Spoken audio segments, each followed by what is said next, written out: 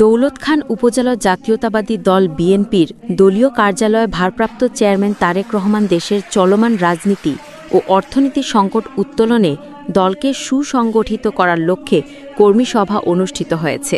শুক্রবার সন্ধ্যা ৭:৩০ ৯টি ইউনিয়নের সুপার-5দের মাঝে দক্ষিণ বাংলার সিংহপুরুষ সাবেক এমপি আলহাজ হাফিজ ইব্রাহিমের সহধর্মিণী, দৈনিক খবরপত্র পত্রিকার নির্বাহী সম্পাদক, ফ্যাসিস্ট হাসিনা সরকারের আতঙ্ক মাফরুজা সুলতানা ইব্রাহিম বলেন, গণতন্ত্রের পূর্ণ প্রতিষ্ঠা ও জনগণের ভোট অধিকার ফিরিয়ে আনতে কাজ করে যাচ্ছে বিএনপি।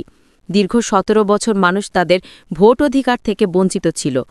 আগামী জাতীয় সংসদ নির্বাচনে ভোলা ২ ধানের শীর্ষ প্রতীকে গণজোয়ার সৃষ্টির জন্য আপনারা সকল মানুষের কাছে হাফিজ ইব্রাহিমের সালাম পৌঁছাবেন।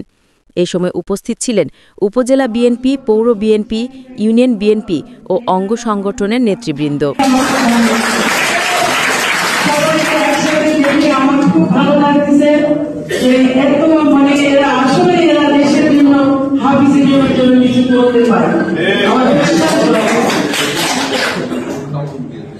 আজকে কর্মশালার উদ্দেশ্য ছিল যে আগামী ২০২৬ সালে যে ভোট হতে যাচ্ছে ৫ই ফেব্রুয়ারি বা ফেব্রুয়ারি মাসে সংসদ ভোট হতে যাচ্ছে, সেই ভোট লক্ষ্য করে আমাদের কর্মপরিকল্পনা, আমাদের ভাবনা কি হওয়া উচিত, কিভাবে করলে ভালো হয়, সেই আমার যুবদলের থেকে বিভিন্ন মতামত আমি নিলাম।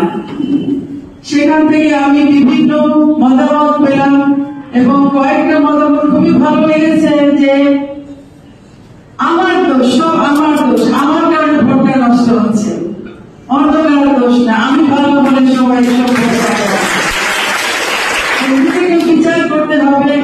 আমি কতটুকু এই ১.৫ বছরে আমি এই ইউনিয়নের জন্য, আমার এলাকার জন্য আমি ভালো কাজ করেছি, হাফিজ ইব্রাহিমের জন্য, হাফিজ ইব্রাহিমের জন্য আমি ১.৫ বছর আমার জন্য কি কারণে বদনাম হয়েছে, সেই জিনিসটা আমার যুবদলকে ভাবতে হবে। তাহলে আমি মনে বুঝতে পারবো যে আগামী যে ভোট আসতেছে হাফিজ ইব্রাহিম কিভাবে কতটুকু ভোট পেতে যাচ্ছে। অনেক সময় বিভিন্ন কথাবার্তা আসছে, তা আমার কাছে রিকোয়েস্ট থাকে মন দলের কাছে, যুবদলের, উপজেলার কাছে যে ভোট চাইতে যারা মাঠে যাবে তাদেরকে যেন ভোট পাল্লায় না যায়।